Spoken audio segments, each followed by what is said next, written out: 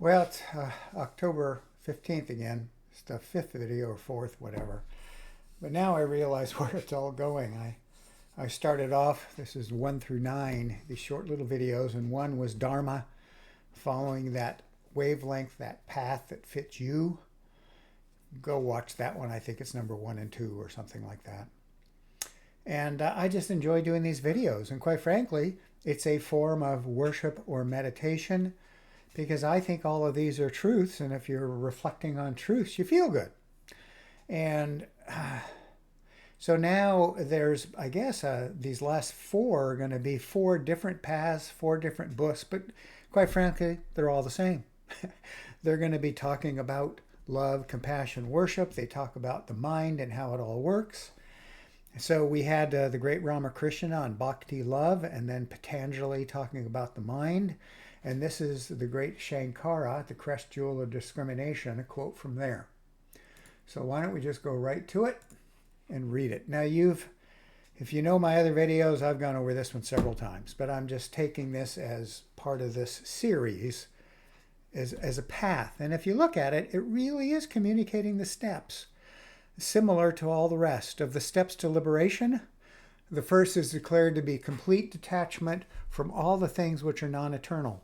So you see that? The Jnana Yoga separating out from the non-eternal. The eternal would be consciousness, God. The non-eternal mental matter, I call it stuff.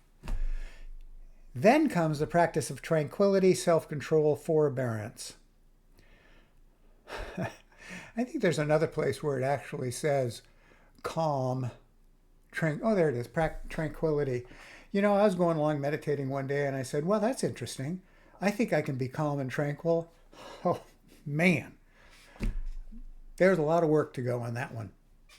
Anyway, let me reread that. Then comes the practice of tranquility, self-control, and forbearance. And then the entire giving up of all actions which are done for personal, selfish reasons.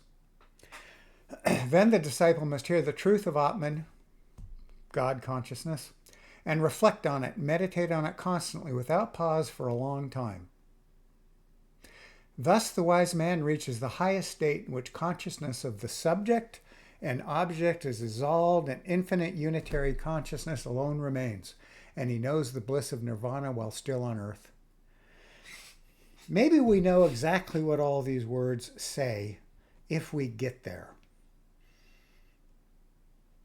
That's a good one. That's a good comment. I'm just going to leave it at that. That's from the Shankara's Crest Jewel of Discrimination. Do what you want with it, but I believe, I know myself, I can relate to all of these steps and go, wow, they're powerful. Very, very powerful. And you can see that tranquility and calm the mind right from the video right before on Patanjali talking about creating a calm mind, a calm lake with no wavelengths, no disturbances. Yeah, I'm just going to make it that simple.